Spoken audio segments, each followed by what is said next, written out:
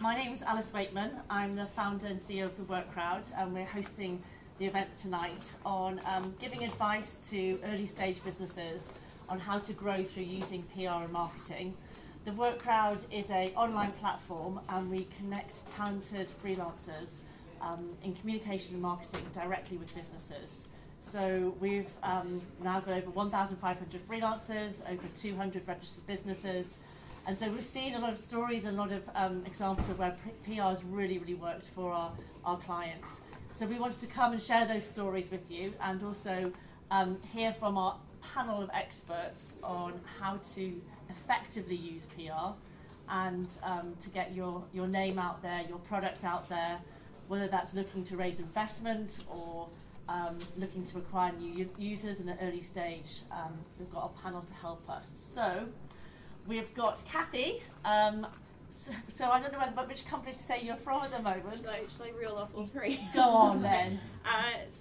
Currently I have two roles. I am Communications and Marketing Manager for Seedcamp, which is an early stage fund investing in tech startups. I am also a director of GeekGirl Meetup UK, which is all about empowering women in technology. And as of Monday, I'm having a week off before I start my new job, which is starting June 20th. I will be Head of Communications for Tech City UK, which is all about showcasing what is happening in terms of digital here. Great, thank you. And Oliver, obviously you're coming from a journalist background. Absolutely. Oliver Smith, Senior Reporter at the Memo. If you haven't heard of the Memo, we launched about a year ago. We're an online tech publication. Our mantra is all about making the future more human. So we're trying to take tech stories, maybe ones that you guys are making, and breaking them down for ordinary people to understand and how it's changing their lives. So we talk about business, technology, life, and how technology is changing all of those things. So that's the Memo. Great, thank you. And Lynsey, again from a journalist background. So I'm Lynsey Barber. I'm at City A.M, where I'm tech editor. We cover the more business aspects of technology, so the big companies, your Apples and your Googles, but obviously we are based in the city, really close to you guys here, so we are very focused on kind of keeping an eye on what's going on, what are the startups to watch, what are they doing, particularly fintech is big for us, obviously big banks, very interested in what technology is going to do for their business. We also do a little bit of a kind of more, our audience is the city, so they're spending all day at work, long days at work in the office. So things like automation, AI, and what that's going to do to the workplace is a really interesting aspect for us as well. Great, and thank you for that. So we've had some questions that have already come in. So what we thought we'd do initially would be have a bit of a half an hour sort of chat about PR, what PR is. It's evolved considerably over the past few years, and it's not just traditional PR of ab-fab getting things in the press. I think it's broader than that. So Cathy's going to talk a little bit about that, but then we'll have half an hour at the end to sort of throw lots of questions, because I'm sure you've all got lots of questions that you want to ask specifically about your businesses. So Cathy, can you kick us off and just tell us what is actually PR in today's world? Yes, so public relations for a very long time was all about taking your key messages as an organisation, as a person, and getting them out to the public through whatever channel may be available. And for a very long time that was specifically media driven. Going back to way traditional PR was all about getting in newspapers or magazines, and then obviously birth of the internet changed that with digital PR, and then more and more every single year the landscape is changing with different social media platforms, different content driven platforms changing the way in which we get those messages out to the public. But ultimately it's about taking what your business does, the key messages you want to get across, and then trying to drive a return on investment of what you do, whether that's for customer acquisition, just to kind of big yourself up as a kind of thought leader, and multiple other things. But yeah. So how in today's sort of tech world where there's so many new businesses coming up, there's so many different competing brands and products, how do you make that noise, and how do you kind of create that story? So for a bit of context, so in my role at Seedcamp currently we have over 220 startups in the portfolio. And one of the parts of my job is basically to sit down with them and advise them on creating a PR strategy. And the first thing that I say to all of them is that with PR strategy, you have to start at the end. So the goals of PR and what you're trying to do have to be directly linked to the goals of your business. So for startups, that goal can change, whether you're looking at a 6-month, a 3-month, or a 1-year period. It could be that you're actively looking at driving user acquisition, or it could be that you're trying to drive further investment, because we know that obviously at the very beginning you need that cash to get going. So how do you make sure that you're getting in front of the right audience in order to drive those things? And that's basically establish a goal and then work backwards. So if you have a goal, you have an audience in mind, and it kind of comes down to initial research. If I want to reach this audience, where will I find that audience? What are they reading? So it takes a little bit of time, but establishing your goal and who you want to be reaching will enable you to then look at what it is that you're doing and craft a story that will enable you to reach those people. And that's kind of an initial inkling, but it's a very, very, very crowded environment. Yeah. And there's a lot of people wanting to tell stories and wanting to get customers and wanting to reach investors. So you then need to be a little bit smarter about how you get the attention of a journalist or the attention of your right audience across a social platform or through your own content. And it's about coming up with how multiple different channels can actually benefit you in doing that. The great thing, I think, with being a startup and coming up with an idea is that you can actually use a lean methodology within your PR. Because you, at the very beginning, to a degree, you have nothing to lose. You can experiment with storytelling and experiment with getting like a kind of big bang moment. Whereas if you're a much larger organization, that experimentation can carry a significant risk because something might not sit how it should and come across in a negative way rather than a positive way. Yeah. So have you got any great examples? Because I've been a judge at quite a few sort of awards for PR campaigns, and some of them are absolutely amazing, but then you read how much the budget's been and they've thrown a lot of money at it. So for startups who don't have that budget, have you got any good examples of where someone's done something quite innovative? I mean, you were talking about recently, there's a case that you had where you've been working with a client. Yeah, so one of our portfolio is a company called Rock Pamper Scissors. New company enables you to find a stylist, a local stylist at a hairdressing salon, but it's more about connecting with the stylist versus just seeing a salon and going, oh, they've got a free slot. It's about finding the creativity in that individual. Benefit they had from a storytelling perspective was that the guy who is now the CEO of this company is the ex-CMO of Just Eat.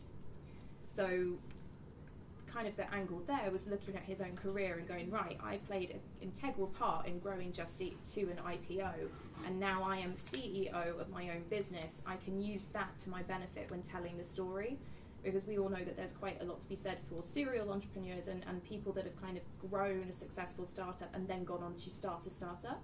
Now that wasn't like an amazingly fresh angle, but it's one way of getting attention. Another one that I still kind of love the example of is TransferWise. So they were a client of mine years ago when they were first launching, and they very, very early on decided to take PR in-house and have since gone on to do some very, very, very wacky campaigns. I still remember the day of going onto Twitter and seeing Tarvet and Christo in their underwear. Because the tagline of TransferWise was no hidden fees, so they took their clothes off and walked around Liverpool Street Station, and then that got quite a bit of attention. Yes. Yeah. I'm still in shock. Brilliant. So Oliver, you must get a lot of emails every day. You hear the sort of the inboxes of journalists. How do you pick a story out of that? Is it from the inbox, or is it from the call, or is it coming to an event like this? I think it's all three. One of the things Cathy said that really I agree with is about telling the story and coming up with a story. You'll tell lots of stories. You'll tell investors a story, you'll tell your customers a story, but when you talk to journalists, you've got to tell them a story that works for their audience. You've got to think 2 steps ahead, not just the person you're talking to, but the audience they're writing for, what's going to appeal to them. Lynsey will have a city audience. The story you tell Lynsey will be very different from me, who's trying to kind of de-tech it for a regular person.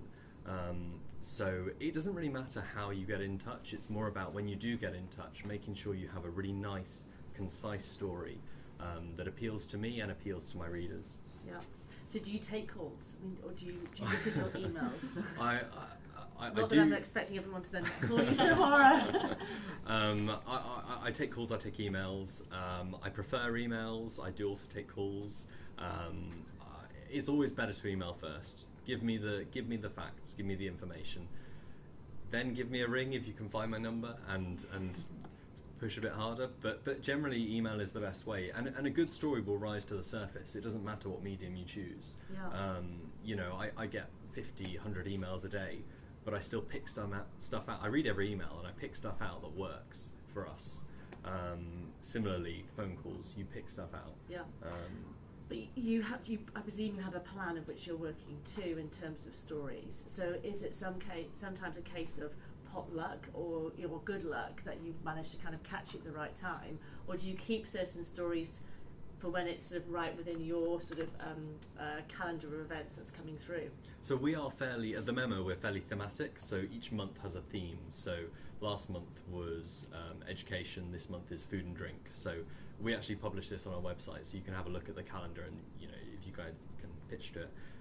So we are quite thematic, we do plan quite far ahead, and we do save stories, but we also do reactive stories every morning. So I'd say if your business or your idea can connect to a certain time, an event that will make it resonate even more, go for it. But I wouldn't hang about waiting for that day to come, because it might not. Yes, fair enough. Good, thank you. And Lynsey, I mean, City A.M, it's a very well-known publication. I'm sure a lot of people want to be in it. How do you find the best way in terms of for a CEO or a new product being launched coming to you? What's the best strategy? So yes,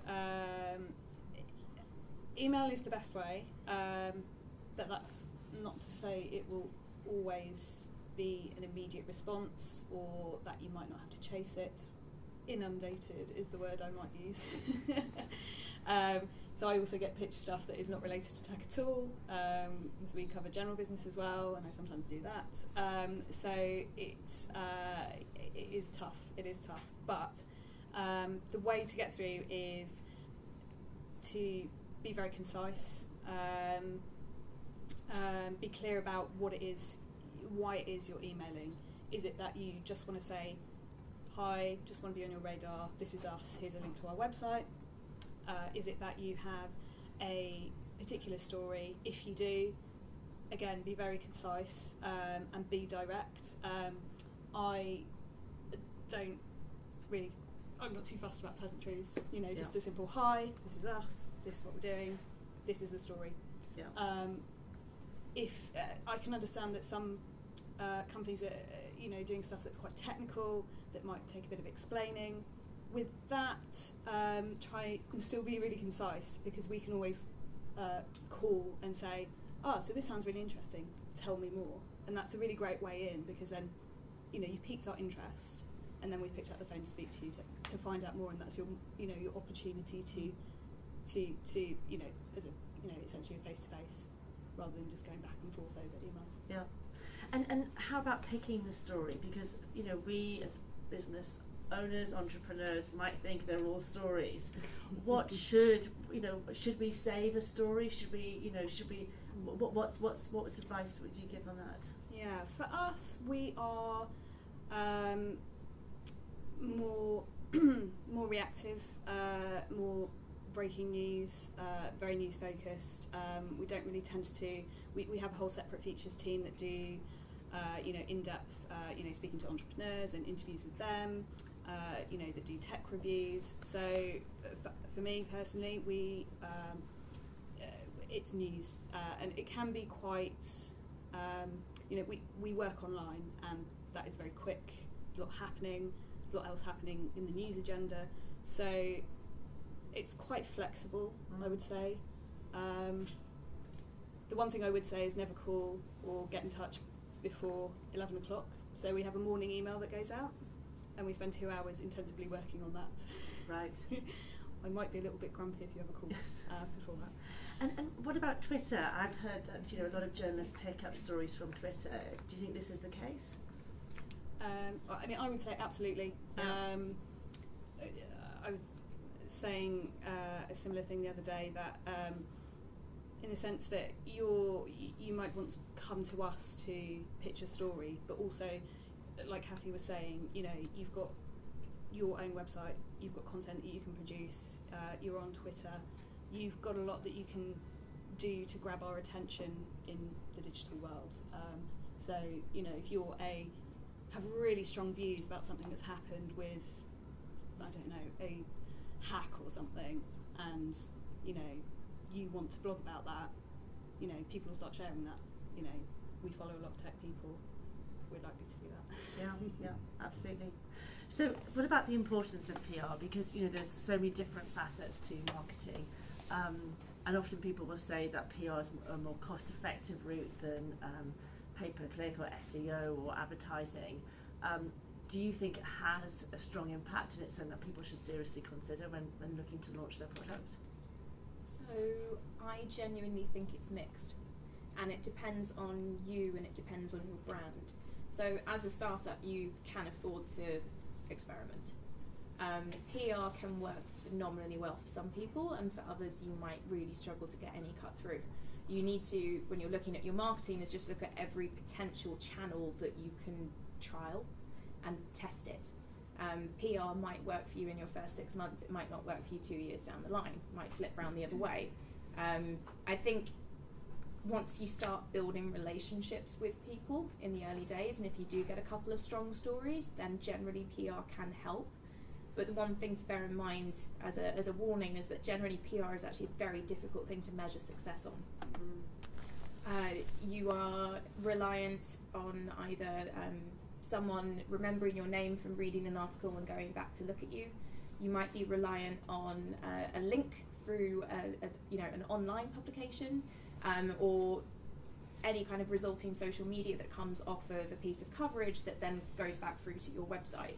And that's a very, very hard thing to measure generally. So maybe just to give a bit of context on the old way in which PR used to be measured, was you would, if for instance you were featured in a newspaper, you would take the newspaper and you would cut out the article, and then you would measure the size of the article, and then you would look at the advertising spend for that publication and calculate how much that article was worth, which is completely and utterly pointless. That tells you fuck all. You genuinely nowadays, if you're doing PR and you want to look at results, be smart. Think about measuring your Google Analytics as that piece of news has gone out, and then watching it for the first 24 hours to see what the instantaneous uplift is, and then you can have a look and see whether PR is being successful for you. But the other thing I think just to mention, because we were talking about social media, is that because people are looking on Twitter, looking on Facebook, looking on Instagram, looking on Snapchat, there is so much noise out there that when you do get a piece of coverage, what probably could have lasted you quite well in the first 24 hours a couple of years ago is now something that you're going to see an impact from in the first couple of hours, and then it's going to die unless you find other ways to support that piece of PR that you've done through your other channels. So it's trying to be a little bit smart, and then also thinking about your own analytics and how you can then measure the success. Yeah, absolutely. And do you think people are realistic? I mean, we would get calls saying, I want to be on the front page of the Times, and I want a PR person that can get us there. And I think then people suffer from great disappointment when actually that doesn't happen. So do you think people need to be realistic about the likelihood of getting coverage, and is it about sort of building a story and building a campaign rather than getting coverage overnight? Yeah, definitely, and it goes both ways. So as the person approaching a PR agency, don't think that you're going to get TechCrunch as a first hit, or you're going to be on the front cover of the FT. It's going to be nigh on impossible. You might be lucky with TechCrunch, but it's got to go the other way. So if you're working with someone who's helping you manage your PR, you've got to seriously question them if they're going, oh yeah, no, we'll get the FT, we'll get the Times, get BBC, CNBC, and you're launching an app. there's a lot of bullshit out there, and you have to be very aware of it and very realistic, as much as the person that you're partnering with should be very realistic, because at the end of the day, they have to be smart about where they're getting you covered. Because I've seen circumstances where startups have got a fantastic piece of coverage in the Telegraph and gone, oh my God, we're in the Telegraph.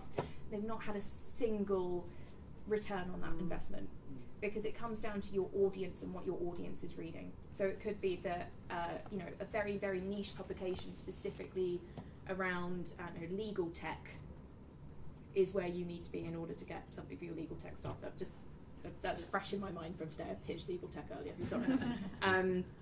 But it's working with someone who can be smart and realistic and very authentic as well. Yeah.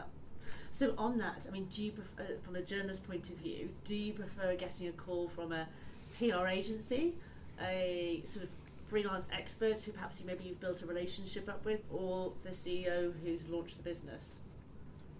For me, it's mixed. I mean, as a journalist, you develop good relationships with certain PR agencies. You also develop good relationships with some startups. Again, for you guys, I'd say it kind of all depends on your size. If you're a small company, I think building relationships with journalists can be quite a good investment of your time, especially because as you grow, you can work with them and build that story. Agencies are a really mixed bag. Some of them, as I said, I have good relations with, and I will pick up the phone and enjoy talking to them. Others, I will actively dislike talking to, and it's not because of what they're trying to pitch me. It's because I know the kind of companies they try and pitch me. So do your research. Is my advice. Yeah, absolutely. So because obviously a lot of startups don't have the cost to be able to go to an agency on a retainer.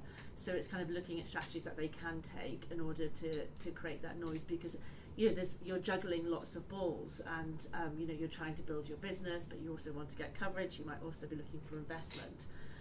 So how in all that noise, it's do they approach you directly and build those relationships, or go to an expert to kind of help them with that, or those PR agencies that are out there?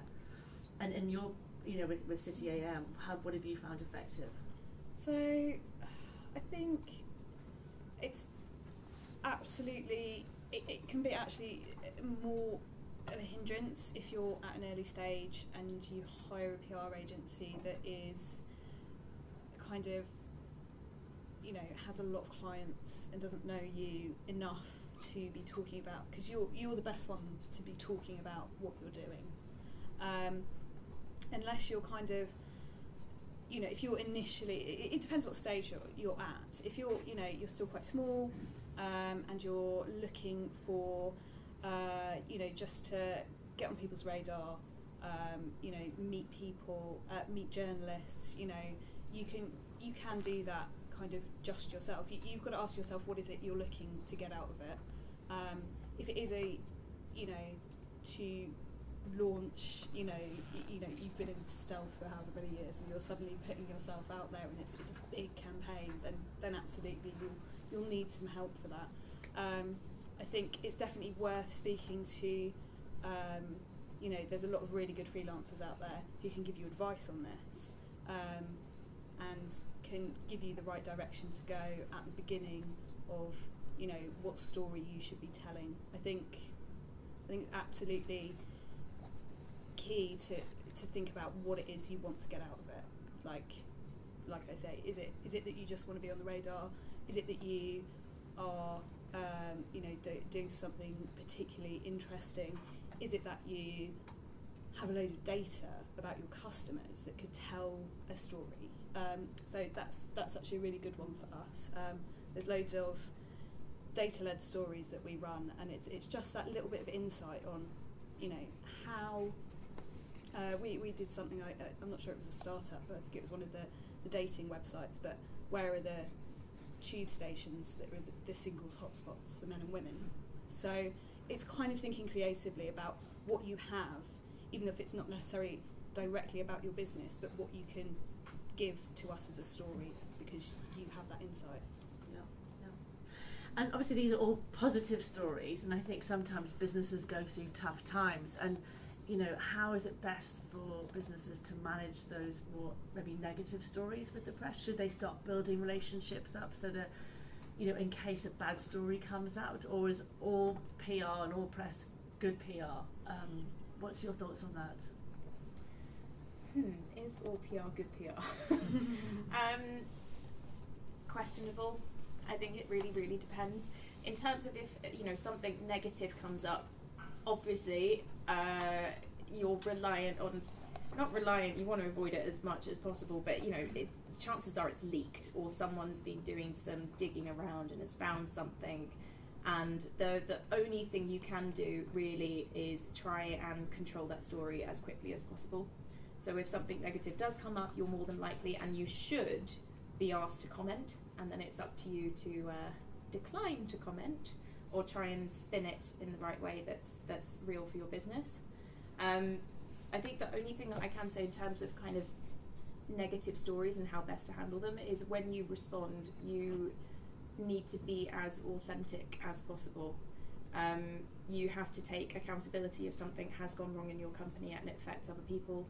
And if it's rumour, then you can definitely say that it's rumour as well. The negative one, or crisis communications, is always a little bit difficult to control, but you need to basically take accountability and be very real in responding to that. There's enough examples out there of people who do not respond in the right way. Annoyingly, they have very successful businesses. So Uber has had a few problems, but they're doing all right for funding. It's trying to find a balance. Yeah. But I think generally people respond very well when you can be real and not bullshit people, because you can tell when people are bullshitting you. Yeah, absolutely. On the negative stories, I mean, don't just think about this as a crisis comms. It could even just be a positive story that's been printed that has lines in it that aren't accurate, or you don't agree with, or the story's just got a little bit out of your control. We've had people call up and say, well, yes, I did say that to you, but that's not the message we were trying to get across. We were trying to tell a slightly different story.